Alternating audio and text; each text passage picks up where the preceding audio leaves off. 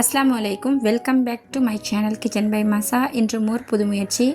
மிச்ச நாளைக்கு பிறகு ஒரு ரெசிபி வீடியோடு தான் இன்றைக்கு வந்திருக்கிறேன். சிக்கன் கறி பன் எப்படி செய்கிறேன்னு சொல்லி தான் செய்து காட்ட போகிறேன். வித்தியாசமான முறையில் இதை எப்படி செய்தெடுக்கலாம்னு சொல்லி வாங்க பார்க்கலாம். இந்த பன் செய்கிறதுக்கு வீட்டில் நம்ம நார்மலாக பாவிக்கிற கோதுமை மாதான் எடுத்திருக்கிறேன். இது கிராம் கணக்கில் 500 கிராம் எடுத்திருக்கிறேன்.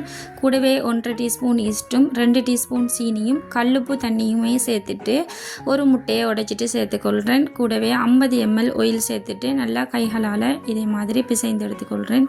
இப்போ இது கூட ஒரு 40 கிராம் மில்க் பவுடர் சேர்த்துக்கொள்கிறேன். மில்க் பவுடருக்கு பதிலாக பாலுமே சேர்த்து செய்தெடுக்கலாம். காய்ச்சின பாலில் சேர்த்துக்கோங்க. இப்போ இதில் தண்ணி சேர்த்து இதே மாதிரி கைகளால் பிசைந்து எடுத்துக்கொள்கிறேன்.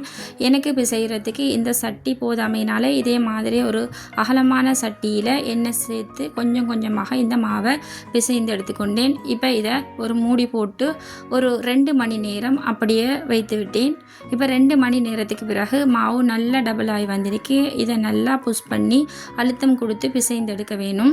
இப்போ நான் வீடியோவுக்காண்டி குயிக்காக காட்டுறேன். நீங்கள் நல்லாவே 15-20 நிமிடத்துக்கு நல்லா பிசைந்து எடுத்துக்கோங்க. அதுக்கு பிறகு இதை உருளை பிடித்திடலாம். எனக்கு இந்த மாவில் இருந்து 9 உருளைகள் கிடைத்தது. நான் இதே மாதிரி எல்லா உருளையும் பிடித்தது பிறகு கிச்சன் டவலால் மூடி வைத்து கொண்டேன். இந்த மாவு இன்னும் 2 மணி நேரம் அப்படியே இருக்கட்டும். இப்போ கறி செய்ய ஆரம்பிச்சிடலாம்.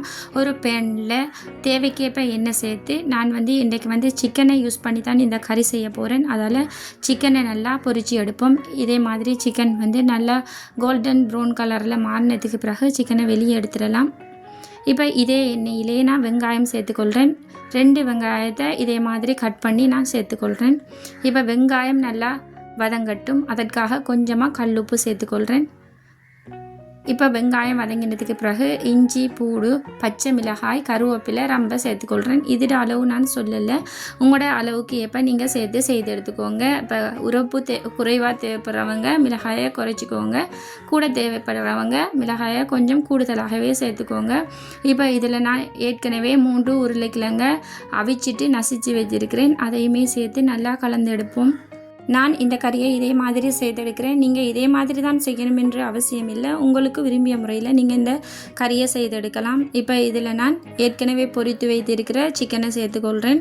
சிக்கன் மட்டும்தான் சேர்த்து இந்த கறி செய்யணும்னு இல்லை, நீங்கள் பீஃப் கூட சேர்த்து செய்யலாம், செமன் கூட நீங்கள் சேர்த்து செய்யலாம். இப்போ நம்மளோட கறி ரெடி ஆகிட்டு இப்போ நம்ம பன் செய்கிறதுக்கு ஏற்கனவே உருளை பிடித்த மாவை பார்த்துடலாம். மாவு நல்லா டபுள் ஆகி வந்திருக்கு. இப்போ இதை கைகளால் இதே மாதிரி தட்டி விட்டு சப்பாத்தி கட்டையால் உருட்டி எடுத்துக்கோங்க.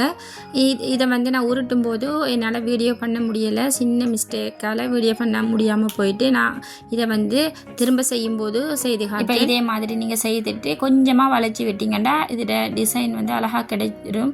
இதே மாதிரி நீங்கள் மாவை வைத்துட்டு ஒரு ரோலரால் இதே மாதிரி உருட்டிட்டு சின்ன கீறு கத்தியால் போட்டுக்கோங்க. அப்போ ஒரு வித்தியாசமான அமைப்பில் நம்ம இதை செய்தெடுக்கலாம்.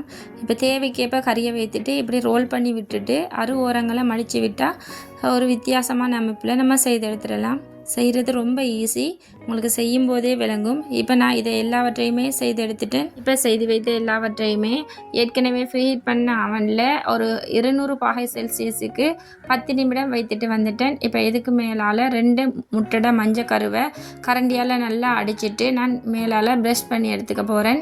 இது கூட பாலுமே சேர்த்து எக் ப்ரஷ் பண்ணலாம். நான் இன்றைக்கு முட்டை மஞ்சள் கருவை மட்டுமே யூஸ் பண்ணி மேலால் இதே மாதிரி எக் ப்ரஷ் பண்ணி எடுத்துக்கொள்கிறேன்.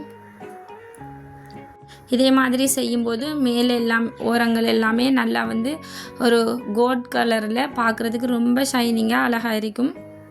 இப்போ இதையுமே ஓவனில் ஒரு 10 நிமிடம் வைத்துட்டு வந்துட்டேன். இப்போ கறிபன் ஃபுல்லாக ரெடி ஆகிட்டு இப்போ பார்க்கலே விளங்குது. நம்ம மேலால் எக் ப்ரஷ் பண்ணது எவ்வளவுக்கும் ஷைனிங்காகவும் கலர்ஃபுல்லாகவும் இருக்குன்னு சொல்லி நம்ம பார்க்கலே விளங்கும்.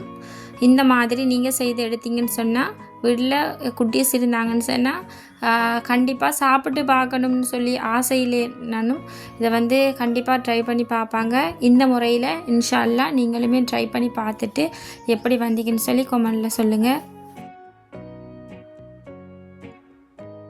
இந்த பன் நீங்கள் செய்து பார்த்ததுக்கு பிறகு உங்களுக்கே டிஃப்ரெண்ட் விளங்கும்.